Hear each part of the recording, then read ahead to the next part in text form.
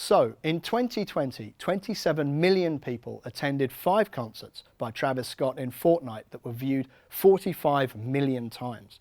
In May of this year, and for 1 hour only, Gucci sold digital versions of its Dionysus handbag in Roblox for 475 Robux apiece, which is $6.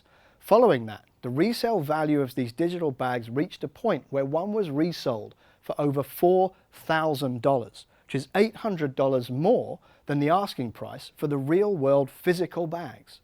Until October of last year, the most amount of money being made by Beeple for sales of his work was effectively about $100 a piece.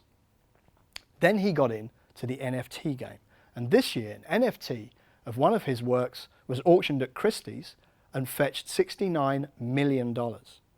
Also this year, commerce company Boson Protocol spent a significant 6-figure sum of money acquiring real estate in Decentraland with the aim of building experiences there that bridge the divide between digital and physical commerce. These are all metaverse stories, all wildly different, all big stories with even bigger numbers attached to them, but they're not outliers. There are many, many stories just like these. So what is the metaverse? Well, at its heart, it's any virtual space where people gather together to play games, to meet other people, to do things, to attend concerts, to buy things like outfits, dance moves, items, just hang out. You can get to these virtual worlds using your phone, tablet, laptop, even a headset, and your personal experience of the metaverse will be largely defined by the world you choose to go to and the channel through which you access it. There are many virtual worlds with millions and millions of players already out there. Fortnite, Decentraland, League of Legends, Minecraft, Roblox, Animal Crossing. The list is seemingly endless. What about NFTs? They're not virtual worlds, but they are crucial to any future metaverse economy. Now, an NFT, or non-fungible token, is essentially a piece of code applied to a singular instance of a digital item or image and tracked through the blockchain. Now, that digital asset would normally be just one of a potentially infinite number of identical copies, but with the NFT, it's a one-of-a-kind unique asset. And that gives it scarcity, which provides value. It gives meaning to ownership and gives rise to trade.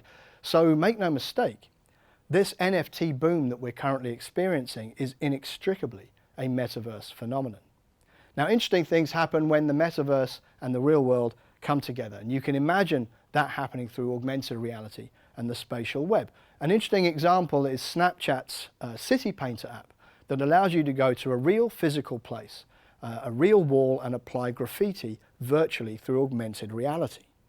And that graffiti persists in the virtual world. So you move on, somebody else comes in, they look at that same wall through their app and they see the graffiti you left behind.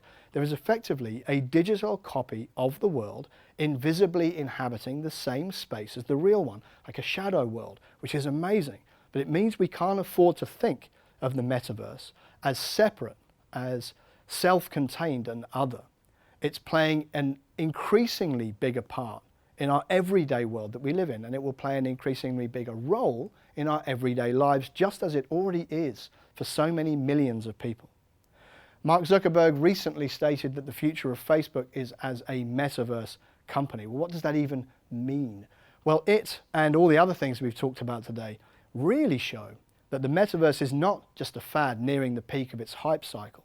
It's a fundamental cultural and economic shift that we need to be a part of. There are literally billions of dollars flowing through the metaverse. If it were a country, we would be building offices there and seeking to do business with its people. And we do that by understanding the culture and behavior of those people, and that's no different here.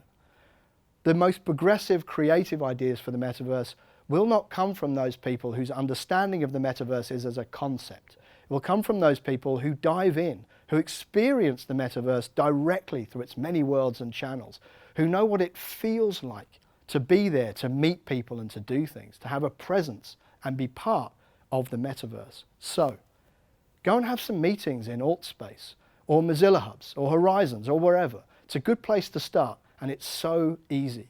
Get into Fortnite, do something, interact, go and see a concert in Roblox to see what that feels like. Go wild, buy an outfit, get a wallet so you can conduct some NFT transactions, buy some cheap ones just to see how that works. maybe even mint one of your own.